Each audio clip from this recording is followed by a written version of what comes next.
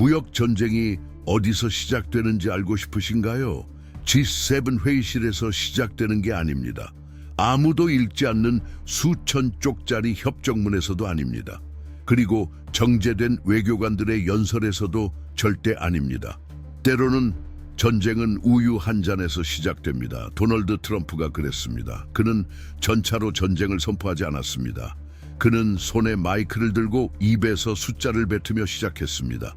270%, 그 다음엔 300%, 그 다음엔 400%. 아무도 이런 얘기는 하지 않죠. 그가 말했습니다. 하지만 캐나다야말로 최악입니다. 우리를 망치고 있어요. 그리하여 기술적 디테일처럼 보였던 것이 선거 캠페인의 탄약이 되고 배신의 상징이 되었고 국가주의의 불쏘시개가 되었습니다. 하지만 트럼프가 말한 건 단지 우유가 아니었습니다. 그가 말한 건 정체성, 통제, 권력이었습니다. 그리고 이 모든 것은 2025년 훨씬 이전부터 시작되었습니다. 그의 첫 임기 초부터 트럼프는 하나의 표적을 정조준하고 있었습니다. 캐나다의 공급관리, 서플라이 매니지먼트 시스템. 그의 눈에 그것은 세계화의 모든 문제를 응축한 구조였죠. 할당제, 국가보호, 가격 통제, 그리고 그의 주장에 따르면 미국을 희생시키며 타인에게 유리하게 작동하는 협정들. 하지만 정말 그것뿐이었을까요? 아니면 우유는 단지 훨씬 더 거대한 일을 시작하기 위한 완벽한 구실이었을까요? 여기 거의 알려지지 않은 흥미로운 사실이 하나 있습니다. 트럼프가 그렇게 자주 언급했던 그 천문학적 관세는 기술적으로 캐나다의 관세 코드에는 존재합니다.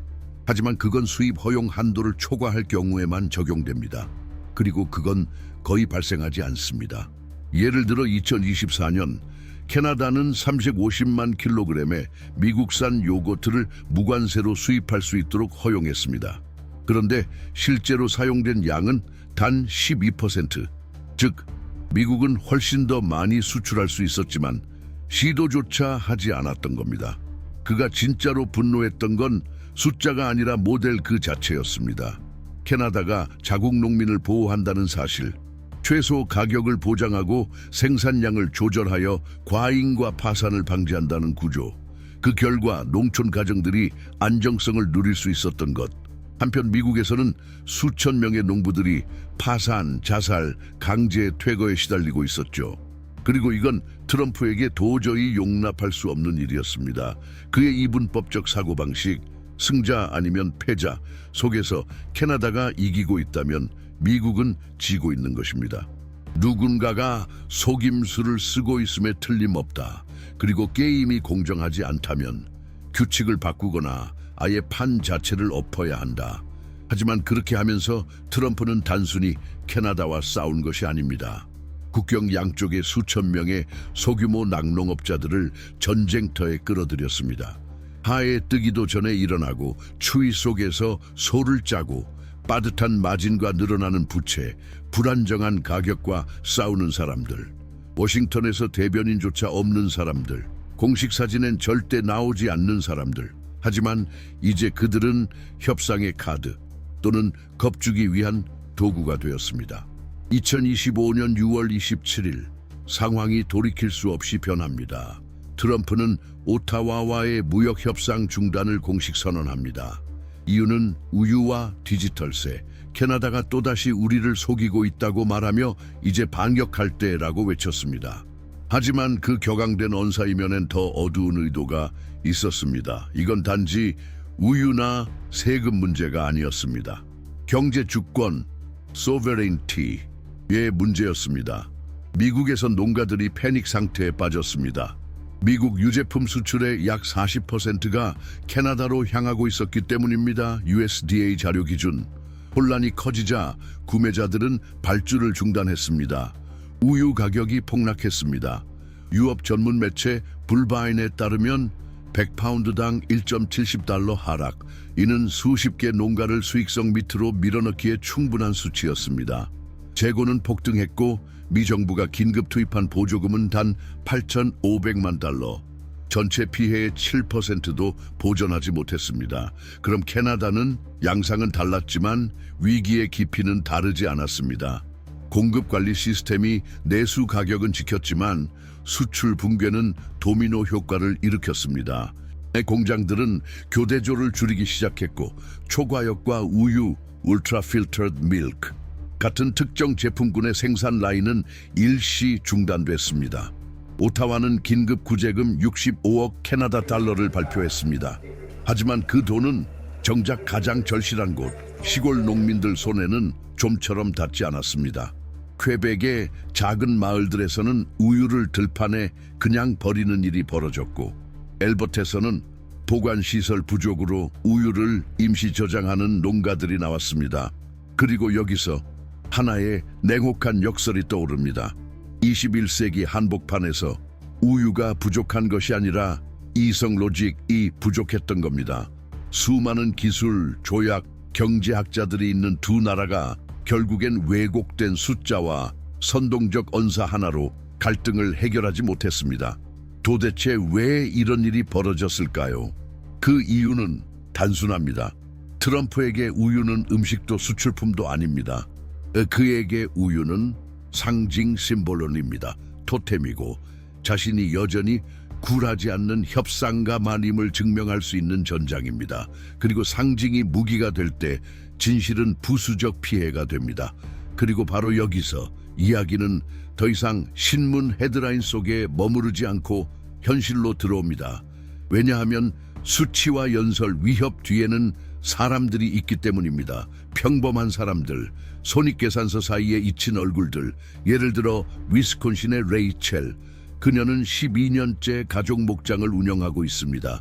새벽 4시 30분에 일어나 부츠를 신고 자동 착유 시스템을 확인하며 점점 줄어드는 마진과 씨름합니다. 협상이 결렬된 다음 날 아침, 레이첼은 트랙터 라디오를 켜고 우유 가격이 폭락했다는 뉴스를 들었습니다. 다시 언제나처럼 그달 가격 하락은 100파운드당 1.70달러였다고 불바이는 보도했습니다. 많은 이들에게는 단지 숫자일 뿐이겠죠. 하지만 레이첼에겐 새 착유기 할부금을 못 내는 걸 의미합니다.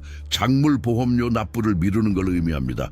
고관절 수술을 받은 남편의 건강보험을 해지해야 한다는 뜻입니다. 그리고 어쩌면 모든 것을 포기해야 할 수도 있다는 뜻입니다. 그리고 그녀는 혼자가 아닙니다. 미국과 캐나다 전역의 수천 명의 소농들이 트럼프의 결정으로 인해 지진처럼 충격을 받았습니다. 미국 측에서는 불확실성으로 인해 구매자들이 주문을 일시 중단했고 유통업자들은 계약 체결을 멈췄습니다. 공급망이 멈췄습니다. 그럼 연방정부는 8,500만 달러의 긴급 지원 패키지를 발표했습니다. 하지만 여기서 아무도 강조하지 않은 결정적 사실이 있습니다. 그 돈은 당시까지 추산된 피해의 단 7%만을 보상할 수 있었습니다. 다시 말해 산불을 생수 한 병으로 끓여는 것과 다를 바 없었습니다. 캐나다 상황도 결코 덜 고통스럽지 않았습니다. 비록 공급관리 제도가 생산자들에게 최소 가격을 보장했지만 충격은 치명적이었습니다. 공장들은 가동을 줄이기 시작했고 예를 들어 초과역과 우유, 울트라 필터드 밀크 생산 라인은 아예 중단되었습니다. 재고는 물류 문제가 되었고 오타와 정부는 긴급 지원으로 65억 캐나다 달러를 풀었습니다. 하지만 돈으로는 시간을 살 수 없습니다. 그리고 그 시점에서 가장 절실했던 것은 시간이었습니다.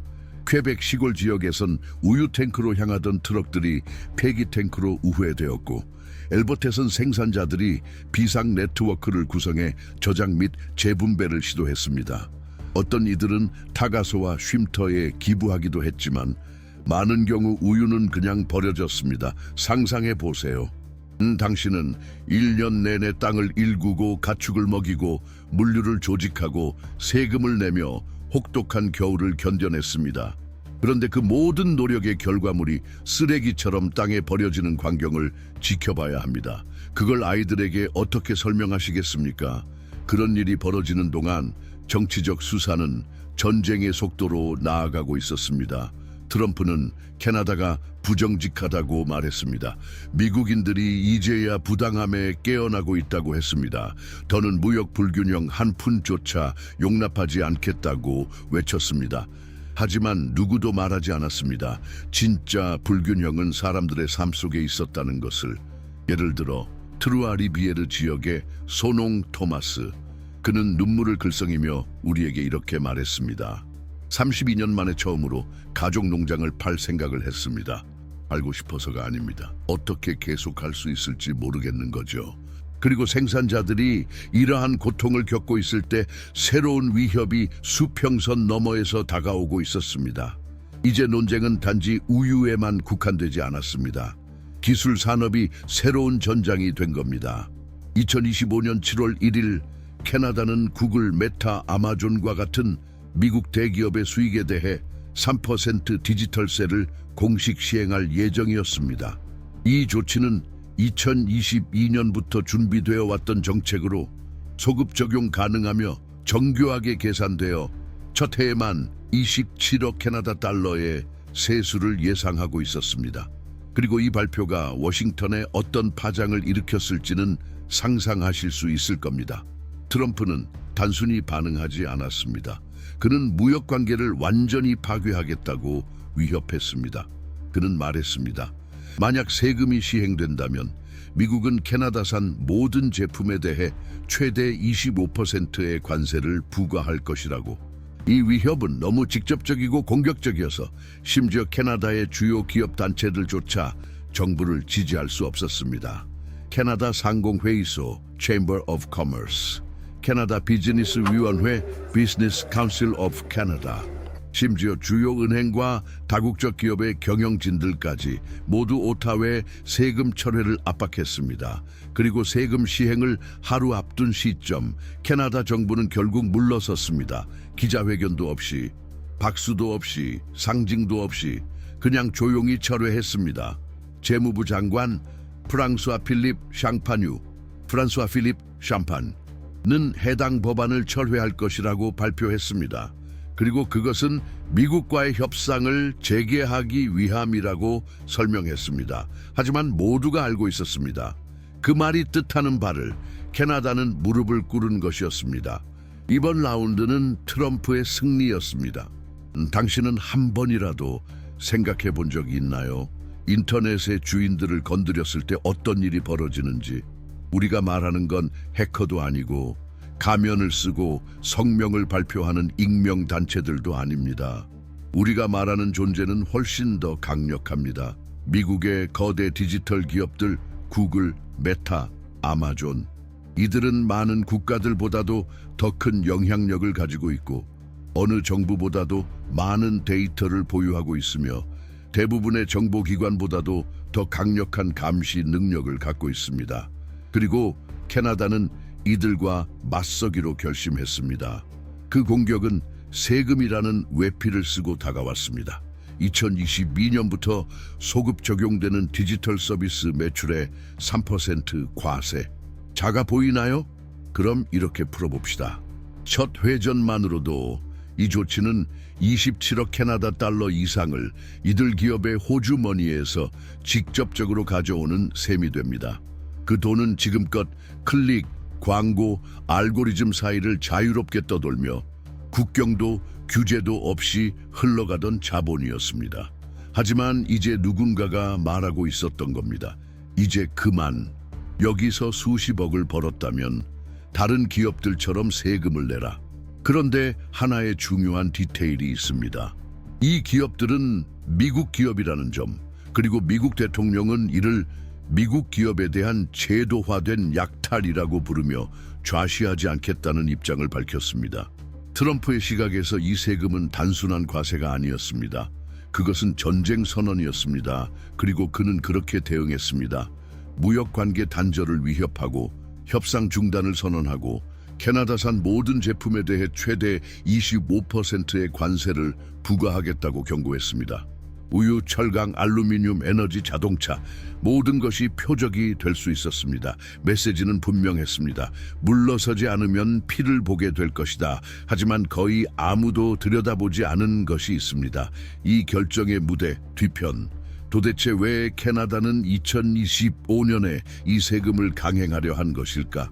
그리고 더 놀라운 질문은 왜 세금 시행 몇 시간 전 돌연 철회했는가? 그 해답은 눈에 잘 띄지 않는 권력의 장에 있습니다. 그곳은 단지 국가들만 협상하는 자리가 아닙니다. 기업, 로비스트, 계산된 공포가 맞물리는 복잡한 게임판이죠. 정책 붕괴를 앞두고 며칠 동안 캐나다 최대 기업 단체들이 정부를 강력히 압박했습니다.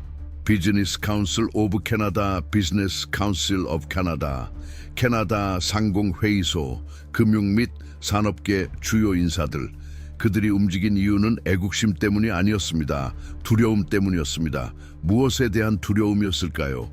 트럼프가 진심일지도 모른다는 공포, 관세 위협이 허풍이 아닐 수도 있다는 공포, 그리고 이미 수출의 80% 이상을 미국에 의존하는 취약한 캐나다 경제가 돌이킬 수 없는 침체에 소용돌이에 빠질 수 있다는 공포.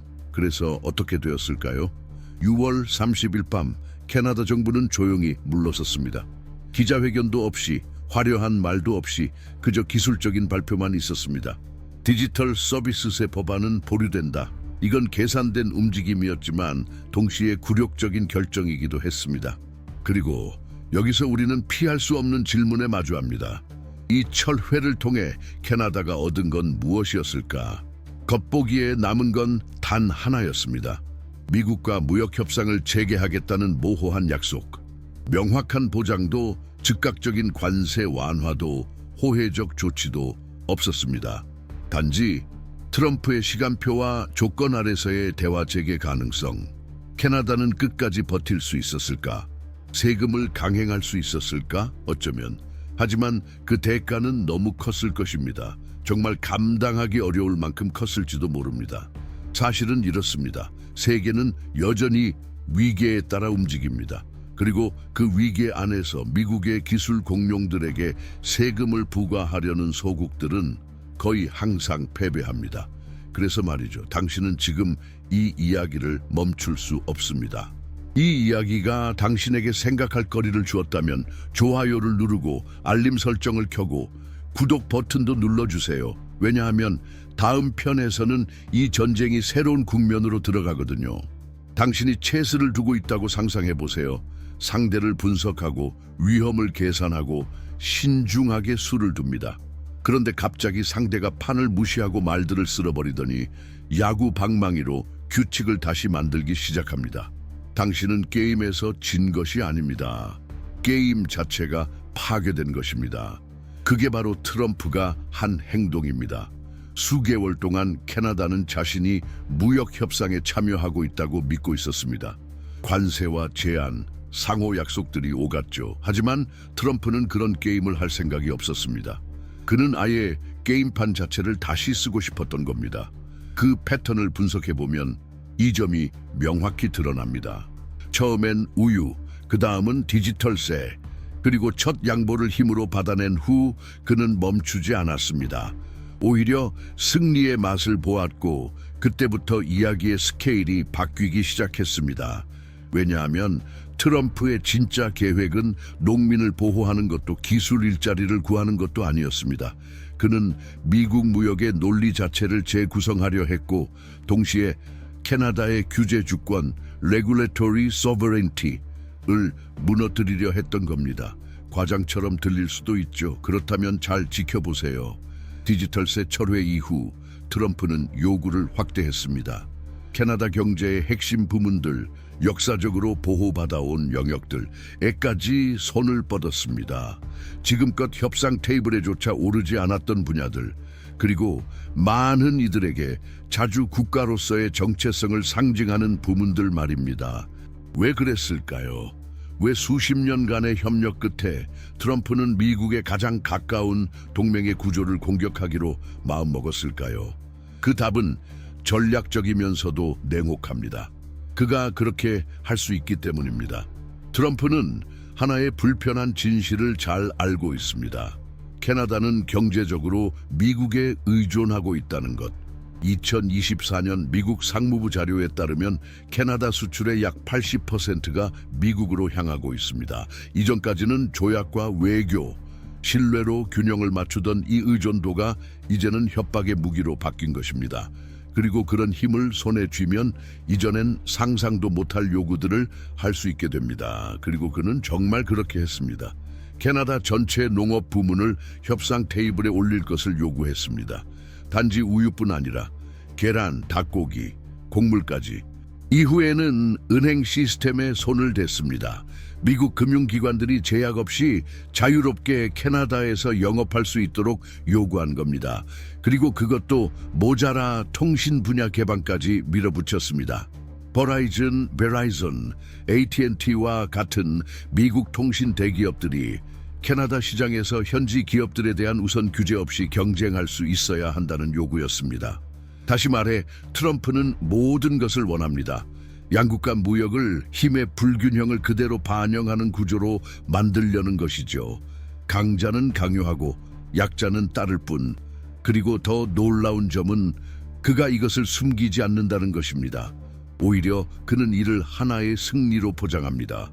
미국의 위대한 복귀치라고 부르며 가장 안정적인 대륙의 동맹을 경제적으로 굴복시키는 것을 리더십의 발현으로 포장하는 겁니다. 지배가 아니라. 하지만 대부분이 놓친 진짜 핵심은 여기 있습니다. 이건 관세 문제가 아닙니다. 이건 영토의 문제입니다. 지리적 영토가 아니라 상징적이고 규제적이며 정치적인 영역의 문제입니다. 트럼프는 미국이 자국 영토 내에만 머무는 것이 아니라 동맹국의 시스템 안쪽까지 통제할 수 있어야 한다고 믿고 있는 것입니다. 그리고 경제가 고도로 통합된 캐나다는 그의 전략에 있어 가장 쉬운 표적이 되었습니다. 하지만 한 나라가 점차 자율성을 하나씩 내어줄 때 어떤 일이 벌어질까요? 그 나라는 여전히 스스로를 주권 국가라 부를 수 있을까요? 이 질문은 이제 캐나다 내부에서도 울려 퍼지고 있습니다. 최근 인터뷰에서 캐나다 정부 장관들은 단호히 말했습니다. 더 이상의 양보는 없다. 우리는 이미 USMCA에서 양보했다. 우리 낙농 시장의 3.6%를 넘겨주었다. 이제는 규제 주권을 포기하지 않겠다. 하지만 이제 말의 무게는 예전과 같지 않습니다. 왜냐하면 트럼프는 설득하려고 하는 게 아니라 압박하려고 하기 때문입니다. 그리고 여기서 이 위기의 가장 역설적인 측면이 드러납니다. 낙농 부문은 양국 간 전체 무역의 단 0.1% 아래 불과합니다. 스태티스틱스 캐나다 자료. 하지만 이 부문은 상징이 되어버렸습니다. 트럼프에게는 무역 불공정의 상징, 캐나다에게는 농촌 정체성의 상징, 생산자들에게는 생존의 상징. 그리고 당신은 이미 알고 있죠. 상징이 전쟁터가 되는 순간 나머지 모든 것들도 함께 무너집니다. 무역, 외교, 협정, 그리고 무엇보다 신뢰. 당신은 한 번이라도 생각해 본 적 있나요? 자동차 한 대가 당신의 차고에 도착하기 전 국경을 몇 번이나 넘나드는지. 대부분의 사람들은 단순한 생산 라인을 떠올립니다. 공장에서 만들어지고 조립되고 운송되어 판매점으로 가는 과정. 하지만 우리가 타는 현대 자동차, 광고에서 보는 모델들, 그리고 한 나라의 경제력을 상징하는 이 기계는 사실 정밀하게 안무된 물류의 발레와도 같은 산물입니다. 예를 들어 엔진은 멕시코에서 시작해 윈저의 주조 공장을 거쳐 미시간을 지나 오하이오에서 전자 부품을 장착하고 온타리오로 다시 돌아갔다가 인디애나에서 조립되어 텍사스에서 판매될 수 있습니다. 북미산 차량은 평균 571번 국경을 넘나들며 완성됩니다. 마치 양국을 잇는 도로와 다리들이 하나의 양국형 생명체의 혈관처럼 기능하는 셈이죠. 하지만 그 혈관을 누르고 흐름을 조이고 50년 이상 두 경제를 연결해온 산업 호흡을 방해한다면 어떻게 될까요? 트럼프가 바로 그런 일을 벌이고 있는 것입니다. 2025년 그는 다시 단상에 올라 늘 하던 말을 반복했습니다. 미국에서 판매되는 모든 차는 미국에서 만들어져야 한다. 하지만 이번엔 단순한 수사가 아니었습니다. 정책이었고 경제적 처벌이었습니다. 처음엔 철강에 대한 관세, 그 다음엔 알루미늄에 대한 관세, 그리고 결정타, 캐나다산 완성차에 대한 25% 관세. 이건 단독 조치가 아니라 선고였습니다. 명백한 메시지. 내가 정한 규칙에 따라 만들지 않으면 너희 차는 못 들어온다. 외교 성명으로 반응하지 않았습니다. 생산 중단으로 반응했습니다. 포드는 온타리오 공장에서 전면 교대를 중단했고 스텔란티스는 윈저의 자사 최대 공장을 부분 가동 중단했습니다. GM은 오샤와에서 생산하던 픽업 트럭 일부를 인디아나주 포트웨인으로 이전. 그 이유는 비용 최적화라고 했지만 누구나 알았습니다. 그건 관세 회피였습니다. 그 영향은 즉각적이었습니다. 블룸버그가 인용한 스텔란티스의 내부 분석에 따르면 2025년 2분기 손실만 50억 달러에 이를 것이라 예상했습니다. 포드 역시 유사한 수치를 발표했습니다. 그리고 연쇄 충격이 시작된 겁니다. 당신은 이렇게 묻고 있을지도 모릅니다. 그럼 그냥 전부 미국으로 공장을 옮기면 되는 거 아냐? 답은 간단합니다. 시간이 없고 그렇게 할 이유도 없습니다. 이 생산 체계는 수십 년간 협정을 기반으로 설계된 것입니다.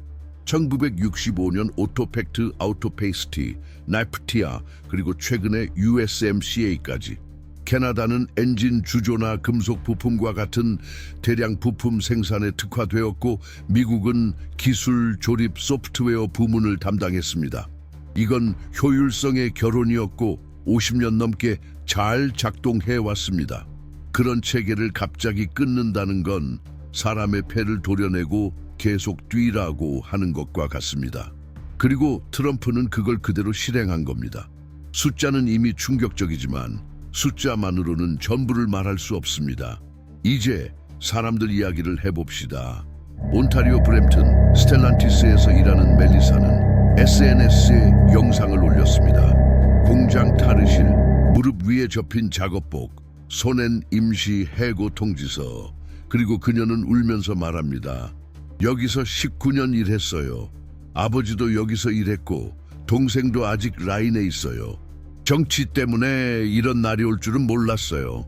이와 같은 수천 개의 사연들이 등장했습니다. 노조 대표들이 대책 없는 CEO들을 만나고 노동자들은 임시직으로 흘러가며 가족들은 은퇴 계획을 미루고 자녀의 대학 진학을 제고하며 공업도시의 상점들이 매출 부족으로 문을 닫기 시작합니다. 그제야 깨닫게 됩니다. 관세는 단순한 숫자가 아니라 사회 전체의 몸을 직접 가격하는 물리적 타격이라는 것을. 그런데 거기서 끝이 아니었습니다. 캐나다는 미국에서 사용되는 모든 자동차 부품의 약 50%를 공급합니다. 특히 산업용 금형과 공구 분야에서는 캐나다 기업들이 세계 최고 수준의 품질과 전문성을 자랑하죠. 하지만 주문이 무너지자 이들 공급업체는 수십 년간 유지해오던 계약들을 잃기 시작했습니다. 온타리오의 주요 금형 제조사들은 미국 내 공장들과의 5년 계약을 잃었다고 보고했습니다. 그 이유는 간단했습니다. 트럼프의 공격 대상이 된 나라와는 계약하고 싶지 않다. 이제 이건 가격 문제가 아닙니다. 공황의 문제입니다. 누구도 원하지 않습니다. 미국 대통령의 기분 하나로 다음 날부터 공급망이 마비되는 리스크를. 미국 내 상황도 다르지 않습니다. 다만 더 교묘하게 드러나고 있을 뿐입니다. WW 전미 자동차 노동조합은 미시간, 인디아나, 오하이오 공장의 현대화 계획이 미뤄지고 있다고 경고했습니다. 전쟁 같은 무역 환경 속에서는 어떤 회사도 장기 계획을 세울 수 없기 때문입니다. 노동자들은 걱정합니다. 내부 생산 압박이 결국 비용 절감, 복지 축소, 단기 계약, 고용 불안정으로 이어질까봐. 그리고 하나의 역설이 생겨납니다. 미국 일자리를 보호하겠다며 도입된 관세가 결국 그 일자리를 파괴할지도 모른다. 놀랍습니까? 그럴 필요 없습니다. 트럼프는 알고 있습니다. 자신이 실제로 100%의 관세를 실행할 필요는 없다는 것. 그는 단지 그렇게 할 수 있다고 암시만 해도 충분합니다. 전문가들은 이것을 절벽 외교, Diplomacy of the Brink, 라고 부릅니다. 상대를 절벽 끝까지 몰고 가서 누가 먼저 물러서는지를 보는 게임입니다. 디지털세도 그랬습니다. 우유도 그랬습니다. 그리고 지금 자동차도 그렇습니다. 하지만 트럼프는 여전히 예전의 캐나다와 마주하고 있다고 착각했습니다. 수능적인 캐나다, 평화로운 캐나다, 협조적인 캐나다, 안정된 파트너, 예측 가능한 이웃. 하지만 그가 이해하지 못한 건 아무리 단단한 인내심에도 한계가 있다는 것입니다. 그리고 그 한계가 무너졌을 때 생기는 건 혼란이 아니라 전략적 저항의 통일 전선입니다. 겉으로 보기엔 단순하지만 실제로는 혁명적인 움직임이 시작되었습니다. 브리티시 콜럼비아가 가장 먼저 행동에 나섰습니다. 조용하지만 정확하게 미국 번호판을 단 상업용 트럭에 추가 요금을 부과하는 법안을 통과시켰습니다. 이유는 도로 인프라 유지의 필요성이라고 했지만 모두가 알았습니다. 이건 은밀하지만 치명적인 응수, 물류 흐름이 더 이상 무사하지 않으리라는 경고였습니다. 며칠 후 온타리오는 더 과감한 움직임을 시사합니다.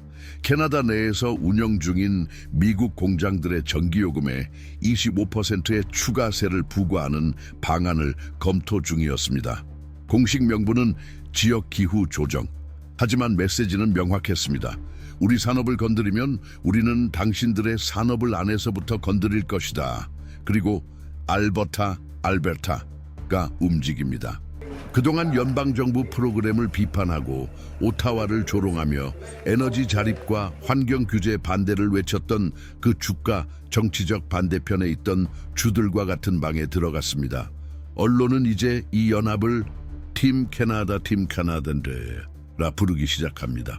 저항에는 이름이 생겼고 계획도 생겼습니다.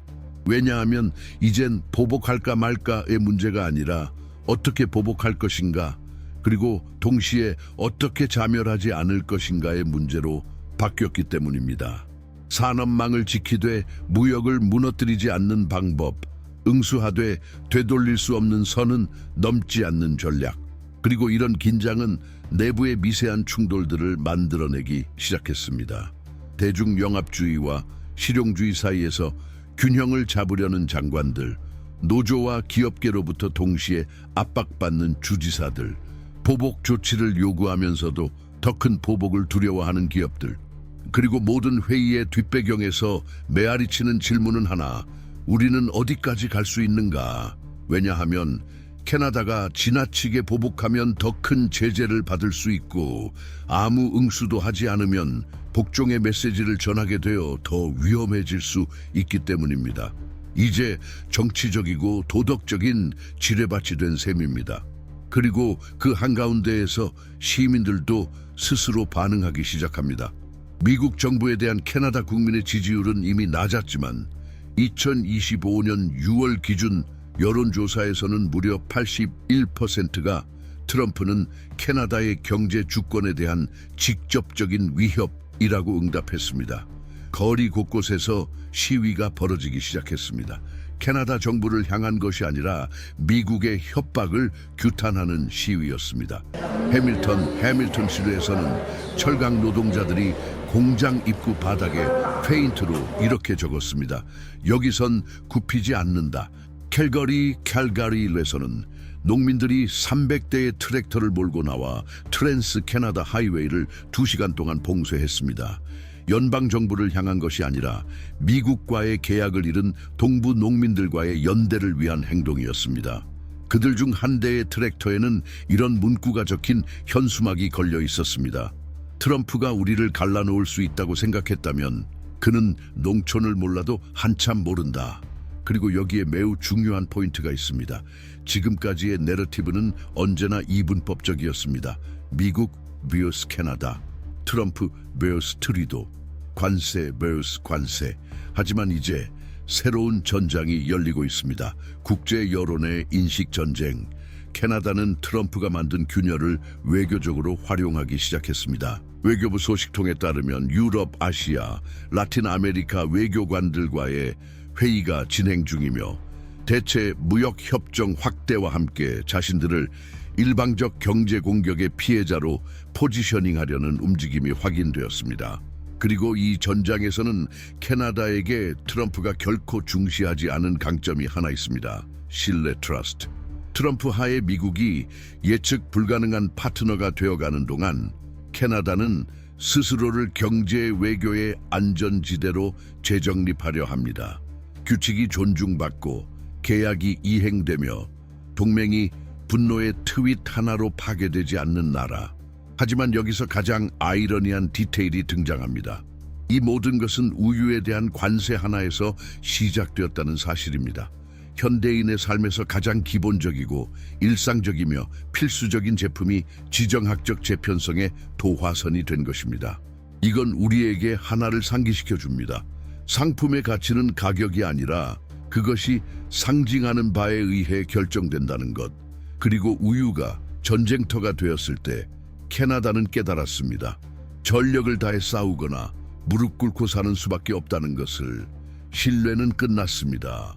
갑자기 끊어진 것이 아니라 마치 닳고 다른 밧줄이 천천히 끊어지는 것처럼 캐나다는 마침내 인정하게 되었습니다.